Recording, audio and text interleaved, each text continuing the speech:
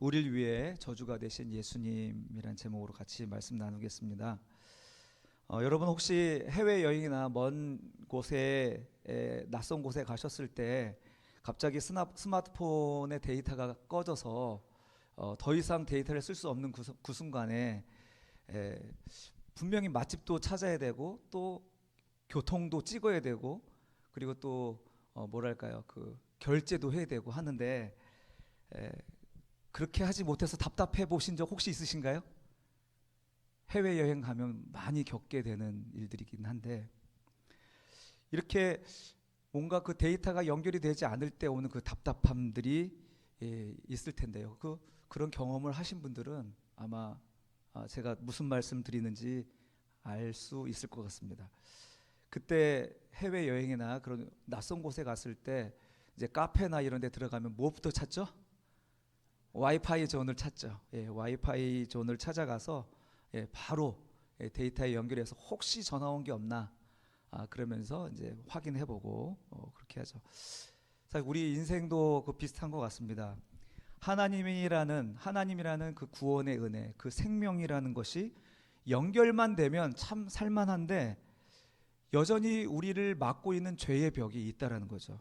그래서 그 생명력이 우리 가운데 도달하지 못하는 그런 일상을 우리가 살면서 때로는 거의 뭐 신호가 끊긴 상태, 오프라인 지경에 빠지는 경우도 있는 것 같습니다. 주님께서는 이런 인생의 그 모든 문제들을 해결하시기 위해서 십자가에서 그 몸을 찢어서 하나님과 우리 사이를 연결하신 그 일을 하셨고, 또 육신을 가지고 살아가는 저와 여러분들을 하나님께로 항상 이끄시기 위해서 성령님을 우리에게 보내주셨습니다. 그래서 우리는 늘 하나님을 향하여서 그린라이트가 탁 켜져 있는 거죠. 오늘 말씀을 통해서 이제 정말 항상 우리가 어떻게 하면 하나님과 함께 이런 온라인 상태로 연결되어 있을 수 있는지, 연결 상태로 있을 수 있는지를 살펴보면서 우리의 삶을 한번 돌아봤으면 좋겠습니다.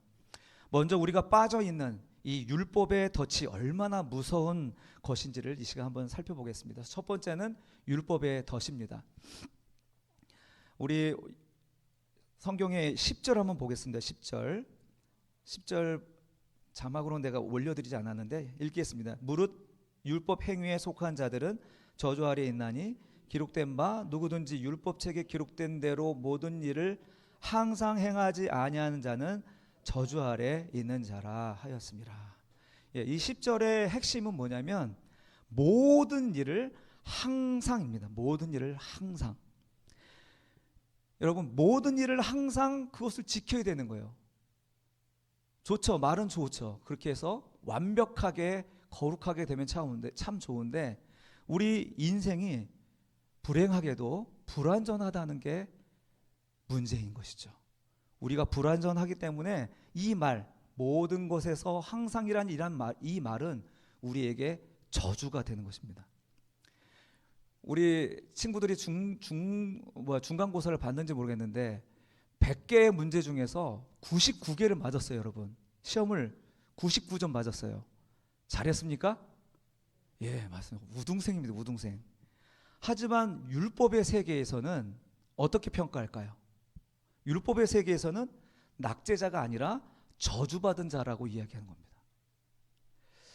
서양 속담에 이런 게 있는데 사슬의 강도는 가장 약한 고리에 있다라고 얘기합니다.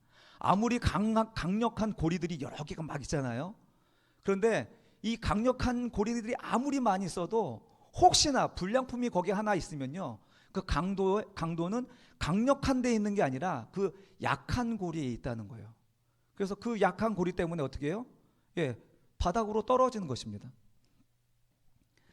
한 군데만 끊어져도 우리는 그런 저주의 낭떠러지로 떨어질 수밖에 없는 것입니다. 요즘 삼성 반도체로 인하여서 삼성 주가가 뭐 하늘 끝도 없이 막 올라가고 있는데요. 문제도 있지만 그런 건 차지하고 삼성 반도체를 만들 때 클린룸이라는 게 필요합니다. 왜냐하면 먼지 한 조각이라도 들어가서 그 기계에 들어가게 되면 먼지 때문에 그 회로가 타 들어가서요, 수조 원대의 기계를 멈춰야 된다는 겁니다. 마찬가지로 이 우리의 작은 어떤 도덕적이고 윤리적이고 또 내 마음속에 생각나는 모든 죄의 요소들 그 하나가 전체를 깨뜨린다는 거죠. 여러분, 배는 전체가 깨져야 침몰합니까? 아니죠, 여러분. 타이타닉호가 어떻게 침몰합니까? 예, 빙상에 부딪힌 작은 그 균열 때문에 침몰한 거 아니겠습니까? 율법은 정말 하나님의 거룩한 성품을 담는 영적 클린룸과 같습니다. 그러나 인간은 어때요? 항상 거룩할 수가 없잖아요. 거룩한 척해도 여러분은 스스로 알잖아요. 내가 쇳덩어리란 거 알잖아요. 여기 양심에 손 얹고 생각해 보자는 거죠. 여러분, 이렇게 율법의 세계에서는 비교적 착한 사람이라는 말은 없습니다. 오직 완벽한 의인이거나 아니면 저주받을 죄인일 뿐입니다. 자, 우리는 이 둘 중에 어느 쪽에 속할 수가 있을까요? 완벽한 의인이 될 수 있나요, 여러분? 없습니다, 여러분. 저주받은 죄인일 뿐입니다, 우리는. 여러분, 이 말을 계속 여러분께 반복시켜 드리는 이유는 뭐냐면, 우리가 이런 행위를 붙들고 거기서 자부심과 또 보람을 챙기고 있거나 아니면 그 반대로 죄책감을 가지고 있기 때문에 그렇습니다. 여전히 복음이라는 하나님의 구원이라는 은혜를 받았음에도 여전히 내 행위를 자랑하고 내 행위를 그렇게 함으로써 보람을 찾으려고 하는 그런 게 여전히 있다는 것이고요. 그리고 그렇지 못한 사람들을 지적하거나 아니면 자기 자신을 죄책감에 빠지게 만드는, 저주 아래 놓이게 만드는 그런 일들을 그치지 않고 있기 때문에 그렇습니다. 성경은 그거 아니라고 얘기하는 거예요. 그거 아니라고 얘기하는 것입니다. 오늘 본문도 사실은 지난주 수요일의 말씀과 거의 동일한 메시지거든요. 바로 이런 율법 아래서는 우리가 도저히 선하고 의로움을 챙길 수 없는 죄인에 불과한데, 여기서 이제 어마어마한 역전이 일어나는 것입니다. 이게 두 번째죠. 거룩한 교환입니다. 뭐라고요? 거룩한 교환입니다. 물물 교환하듯이 교환하는 거예요. 13절 같이 읽겠습니다. 시작. 그리스도께서 우리를 위하여 저주를 받은 바 되사 율법의 저주에서 우리를 속량하셨으니 기록된 바 나무에 달린 자마다 저주 아래에 있는 자라 하였음이라. 아멘. 예. 13절에 그리스도께서 우리를 위하여 저주를 받은 바 되사 이렇게 기록되어 있죠. 그런데 영어 성경으로 보면 더 충격적입니다. 예. 저주가 되셨다. 저주를 받은 바가 아니라 저주 자체가 되었다라고 얘기하는 거예요. Becoming a curse. 발음 좋습니까? 예. 단순히 그냥 저주를 좀 받았다는 정도가 아니라요. 예수가 저주 자체가 되었다라고 얘기하는 거예요. 사도 바울이 여기서 말하고자 하는 것은요, 바로 신명기 21장 23절에 이런 말씀이 있어요. 나무에 달린 자는 하나님께 저주를 받았습니다. 이 말씀이 십자가에서 성취됐다는 것을 이야기하고 싶은 거예요. 유대인들에게 있어서 나무에 매달려 죽은 죽음은요, 하나님께 완전히 끊어진 상태를 뜻한다라고 인식하고 있었습니다. 그렇게 예수님이 이렇게 십자가에 달려 죽음으로 말미암아 하나님과 완전히 끊어진 상태를 온 세상에 보여준 거 아닙니까? 왜 하나님은 이렇게 철저하게 버림을 받으셔야 되고 하나님에게서조차 버림을 받으셔야 했습니까? 바로 저와 여러분 때문이라고 성경은 얘기하는 것입니다. 그리고 그 속량, 여기 속량이라는 단어가 나오죠. 우리의 속량 때문에 우리를 건져주시기 위해서, 값을 치러주시기 위해서 이와 같은 저주 자체가 되어주셨다라고 얘기하는 겁니다. 이 속량하다라는 엑세고라센이라는 이 단어는요, 노예시장에서 값을 다 치르고 그 노예를 사서 자유인으로 만들 때 쓰는 단어라고 합니다.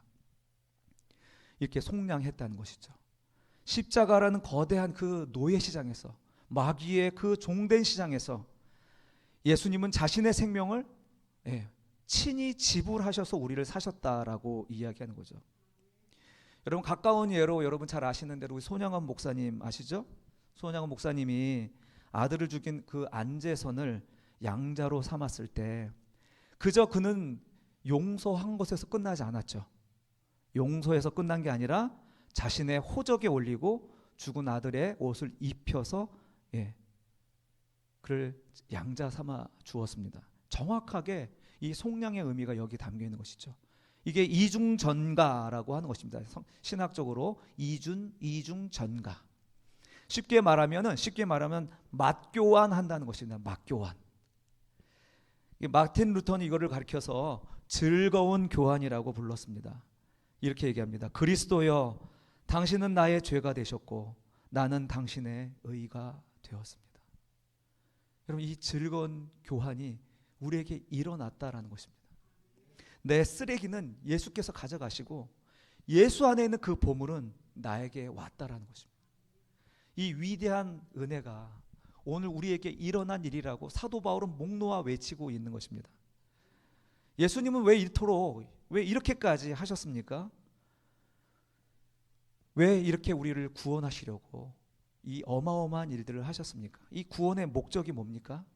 우리 14절, 우리 한번 세 번째 읽고 넘어가겠습니다. 시작. 연결의 축복입니다. 14절 같이 읽겠습니다. 시작. 이는 그리스도 예수 안에서 아브라함의 복이 이방인에게 미치게 하고 또 우리로 하여금 믿음으로 말미암아 성령의 약속을 받게 하려 함이라. 아멘. 지난주에도 똑같이 말씀드렸죠. 지난주에도 똑같이 이신칭의의 그 은혜가 무엇을 향했어요? 아브라함의 복이 이방인에게 향하게 하기 위하심인데 오늘 본문에서 또 반복하는 거예요. 오늘 우리를 이 어마어마한 은혜, 이 반전의 은혜를, 이중교차의 은혜를 우리에게 주셨는데 그렇게 하신 이유가 뭐냐면 14절 아브라함의 복이 오늘 우리들에게 미치게 하기 위해서라고 말하고 있는 것입니다. 계속 아브라함의 복을 소원하는 거예요. 모세의 율법을 가져와서 이야기하는 것이 아니라 너희 갈라디아 이방인 교회, 우리를 포함하는 교회죠. 너희 이방인들은 어떻게 구원받았냐? 모세에 의해서 구원받은 것이 아니라 아브라함의 그 은혜, 아브라함의 법에 의해서 구원을 받았다라는 것을 얘기하는 것입니다. 아브라함의 복이 이방인에게 미치게 하려고. 자, 이 미치게 하고 이 도달한다는 뜻입니다. 영어로는 커넥트 합니다. 커넥트. 제가 초반에 공유기 이야기하고 와이파이 이야기한 것은 이 신호가 연결되어야 되거든요. 연결되어야 사는 거니까요. 연결되어야 소통이 되는 거니까요. 아브라함의 복이 이방인에게 연결되게 하시려고 이와 같은 놀라운 일을 하나님이 하셨다라고 하는 것입니다. 그러니 오늘 우리에게 다가온 복음의 목적이 뭡니까? 나 혼자 천국 가는 게 아니라는 거예요. 이방인, earth. 오늘 영어 자주 하는데요. 발음 좋습니다. 모든 나라 백성들에게 컨택하라고. 예, 아브라함의 복은요 연결입니다. 할렐루야. 복을 유통하는 것이 우리의 사명입니다. 요즘엔 부동의 자산보다 유동의 자산이 더 중요한 시대를 살고 있습니다. 유통하는 것이 성장이라고 말하고 있습니다. 흐르는 것이 생명이고 살아있음을 증명하고 있는 것이죠. 막혀버리면 경제도 죽는 것이고요. 막힌 것은 다 죽은 것입니다. 복음도 유통해야 되고 복음도 연결해야 됩니다. 그것을 위해서 모든 것을 다 쏟아 부어야 할 그럴 사명이 저와 여러분에게 있는 것입니다. 그것이 오늘 우리들에게 투자라고 얘기하는 것이죠. 가장 확실한 투자. 우리는 이 땅에서 한정된 유익만을 누리는 것이 아니라 영원한 하나님 나라의 유익을 누리기 위해서 이런 연결에 힘써야 되는 줄로 믿습니다. 그러므로 성도는요, 나하고 연결하고 나를 통해 세상이 연결하는 것, 그것이 우리의 삶의 존재 목적인 줄로 믿습니다. 인류는 죄로 인해서 이렇게 생명의 근원이신 하나님과 완전히 끊어진 상태였습니다. 그때 예수님께서는 자기 몸을 찢어서 세상을 향하여 거대한 안테나를 세우신 거죠. 하나님과 우리 사이를 연결하셨고 사람 사이에 성령님을 당신의 영을 보내주셔서 사람과 사람을 연결하신 그 일을 십자가 위에서 해주신 것입니다. 제가 공유기를 가지고 와서 이렇게 설명을 해드리려고 그랬는데 빠르게 내려오느라고 공유를 안 갖고 왔어요. 여러분 어르신들도 계셔서 제가 공유를 갖고 와서 보여드리려고 했는데 인터넷을 하고 뭐 하려면 공유기가 필요하거든요. 공유기는 연결이 끊어지면 무용지물입니다. 이 공유기를 통해서 한번 생각해 보려고 했던 거예요. 자막을 한번 볼까요? 공유기를 생각하면서 제가 이렇게 썼습니다. 공유기는 신호를 생성하지 않습니다. 공유기는요, 원래 오늘 인터넷 선을 거기다 연결해주면 이 인터넷 그 그 신호를 이제 컴퓨터든 프린터든 뭐 여러분의 스마트폰이든 무선으로 유선으로 연결해주는, 뿌려주는 역할을 하는 게 공유기예요. 근데 이 신호를 생성하지 않는 거예요. 무슨 말인지 아시겠죠? 그리고 두 번째는 이 공유기마다 이제 비밀번호를 설정하는 경우 있죠. 카페 가면은 뭐 직원들이 쓰는 공유가 따로 있고 일반인들이 쓰는 공유가 따로 있는데, 이걸 생각하면서 우리가 영적인 우리 이 공동체에서 이런 부름을, 신호를 뿌려주는 와이파이 같은 존재인데 여기에 비밀번호를 걸어버리면 선교는 멈추는 것입니다. 비밀번호를 거는 순간 선교는 멈추는 것이죠. 또한 네 번째, 증폭기의 역할을 하는 것이 또한 공유기의 역할입니다. 신호가 잘 닿지 않는 곳에 이제 이 무선으로 신호를 막 보내주는 거죠. 그래서 상처 입는 그런 사람들에게 이 복음을 증거하는 역할, 그게 그리스도인의 역할이라는 것이죠. 공유기를 보면 딱 우리가 딱 그렇게 부름을 받은 존재인 것 같아요. 우리는 은혜를 만들어낼 수 있는 존재가 아닙니다. 그러나 우리는 연결해야만 하는 존재들입니다. 연결해서 누구에게든지 이 복음을 증거할 수 있는 그런 신호 체계를 가져야만 되는 것이죠. 우리들끼리만 신앙생활을 하는 것이 아니라 세상에 연결하기 위해서 부름받은 존재. 그리고 숨겨져 있는 자들 찾아가서 하나님의 말씀을 증거해 줘야 될 존재가 바로 저와 여러분들이기에 완벽하게 공유기가 우리 성도들의 모습과 닮지 않았는가, 이런 생각을 하게 되죠. 여러분, 하나님의 말씀, 하나님의 생명력이 우리를 통과해서 눈에 보이는 우리가, 사람들이 볼 때는 눈에 보이는 우리가 그렇게 위대해 보이지 않겠습니까? 하나님의 말씀을 생성해내지 않았습니다, 모세는. 그러나 그 말씀을 백성들에게 전하였을 때 백성들은 그를 볼 때 하나님처럼 보였습니다. 그의 얼굴에는 해같이 빛나는 영광이 있었습니다. 여러분, 오늘 우리가 바로 그런 존재라는 것이죠. 얼마나 멋진 삶입니까? 내 것도 아닌데 내 것처럼 누리는 삶이 아닙니까? 그것을 나누고 유통하면 그것이 나에게 영광이 된다라고 말씀하시는데 얼마나 멋진 삶입니까? 우리가 누군가를 연결한 삶은 노동이나 고역이 아니라 특권이자 누림인 줄로 믿습니다. 사랑하는 성도 여러분, 이제 말씀을 맺겠습니다. 오늘 설교의 제목을 다시 한번 마음속으로 되뇌어 봤으면 좋겠습니다. 우리를 위해 저주가 되신 예수님. 우리를 위해 저주가 되신 예수님. 그는 그냥 벌을 대신 받아주신 것이 아니라 나를 살리기 위해서 기꺼이 저주덩어리가 되어 주신 예수님입니다. 이 기막힌 십자가의 은혜를, 이 특권을 우리는 일상 속에서 어떻게 묵상하며 살아내야 될까요? 오늘은 이것을 그저 그냥 관념에 멈춰서 말씀하고 끝나는 것이 아니라 함께 실천할 것들을 한번 읽고 실천했으면 좋겠습니다. 한번 자막을 볼까요? 첫 번째, 우리는 같이 읽겠습니다. 시작. 나 자신을 향한 정죄를 당장 멈추십시오. 나 자신을 향한 저주, 나 자신을 향한 정죄, 십자가에 다 못 박혔습니다. 멈추시기 바랍니다. 왜 나는 이 모양이지? 왜 나는 안 돼? 나는 이렇게 해서는 하나님 기뻐하지 않을 거야 라는 그런 끊임없이 자기 자신을 깎아내리는 말들을 합니다. 내가 부족해서, 내가 연약해서, 정말 우리 입에 달고 삽니다. 여러분, 그래서 나 자신에 대한 정체성을 확인하기 위해서 우리는 늘 십자가를 묵상해야 되죠. 그 십자가를 바라보면 그 십자가에서 이미 우리의 모든 허물을, 우리의 수치를 가려주신 그리스도의 은혜가 있기 때문이죠. 그것을 나에게 주장하는 것입니다. 나 자신에게 주장하십시오. 시편 42편 11절 큰 목소리로 읽읍시다. 시작. 내 영혼아, 내가 어찌하여 낙심하며 어찌하여 내 속에서 불안해하는가? 너는 하나님께 소망을 두라. 나는 그가 나타나 도우심으로 말미암아 내 하나님을 여전히 찬송하리로다. 할렐루야. 여러분, 나 자신에게 그렇게 주장하시기 바랍니다. 지지 말고, 나 자신을 깎아내리지 말고, 그리스도 안에서 나를 사랑하시는 하나님의 은혜를 통하여서 나를 향하여 주장하시길 바랍니다.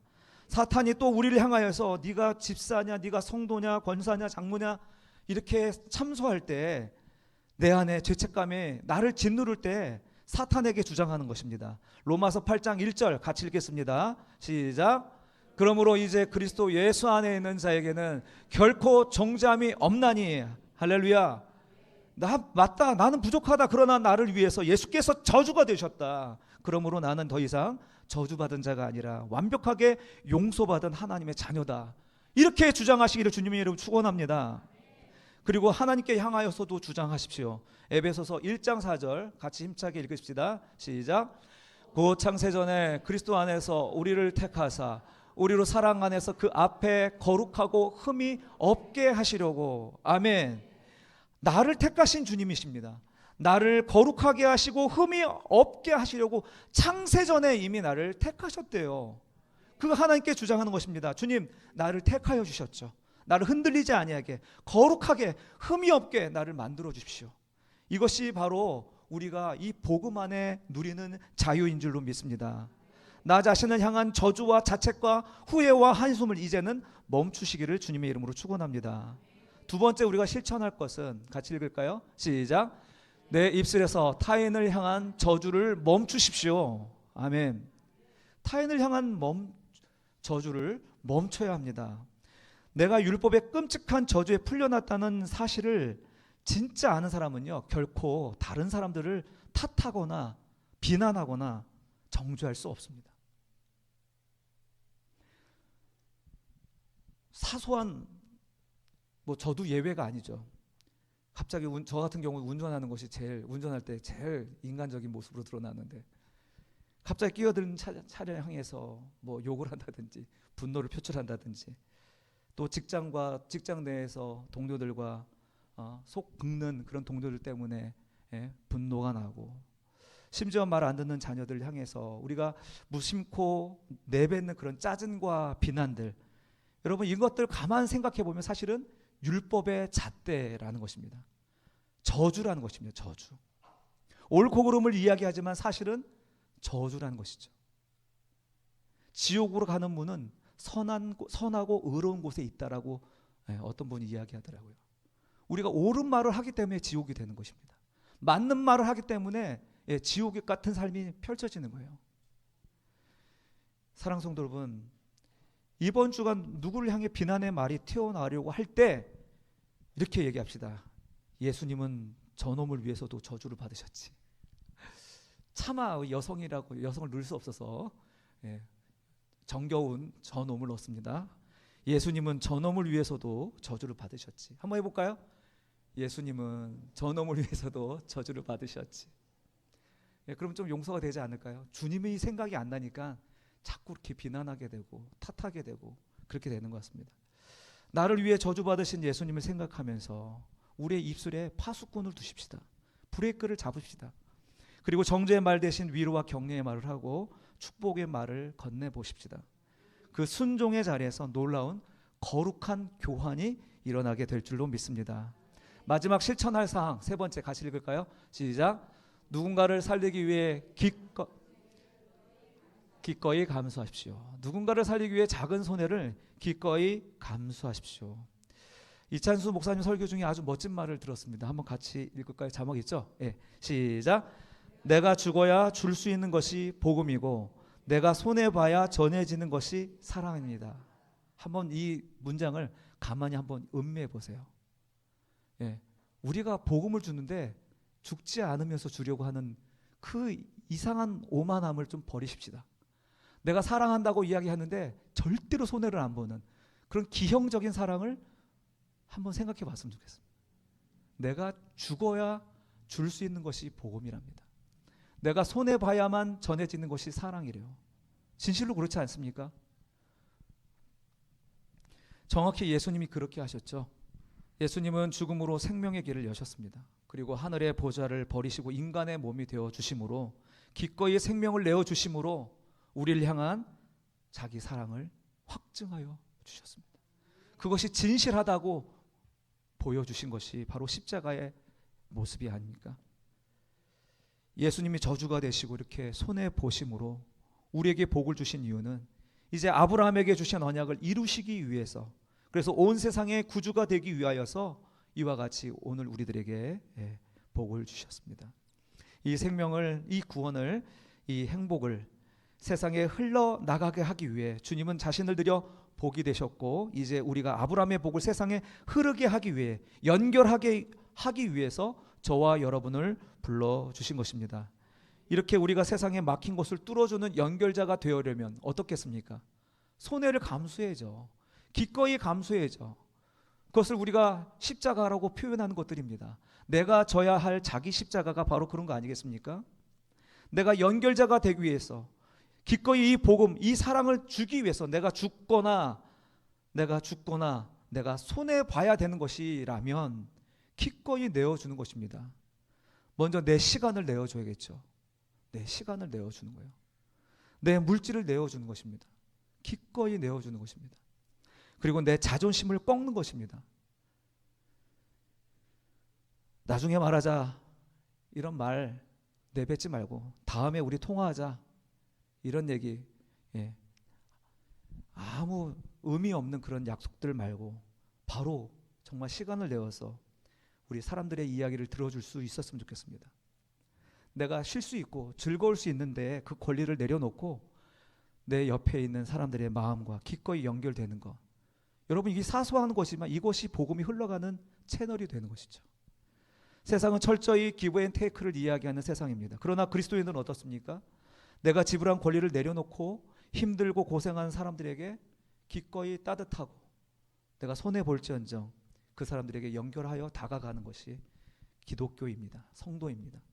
대접받을 자격이 없는 이에게 베풀어지는 것이 은혜니까요. 내가 좀 손해를 보더라도 그 사람의 하루에 하나님의 호의가 나로 인해서 연결된다면 여러분에게 상이 있을 줄로 믿습니다. 축복의 통로입니다. 아브라함의 복인 줄로 믿습니다. 우리가 가장 지기 싫어하는 십자가는 아마 자존심이 아닌가 싶습니다. 지금도 진행 중에 있죠. 부부의 싸움과 또 자녀와의 갈등과 성도들 간의 갈등. 사실은 여러분, 큰 손해가 있어서 이렇게 싸우는 게 아니잖아요.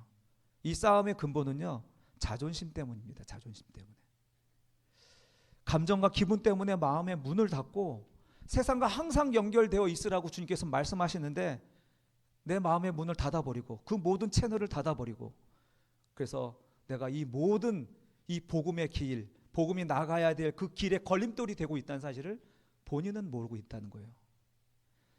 사랑하는 성도 여러분, 이런 사소한 것에 목숨 걸지 마십시다.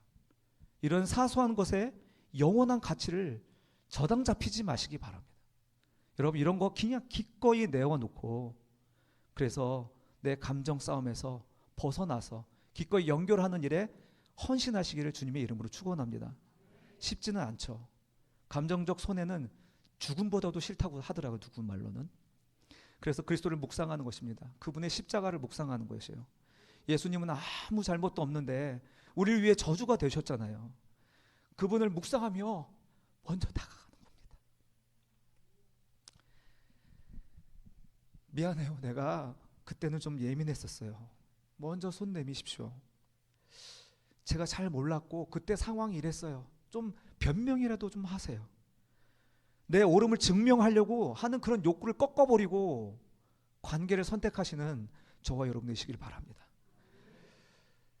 그것이 하나님과 우리 사이를 연결하는, 그래서 우리의 사명을 감당하는 본질적인 신앙생활이 되는 줄로 믿습니다.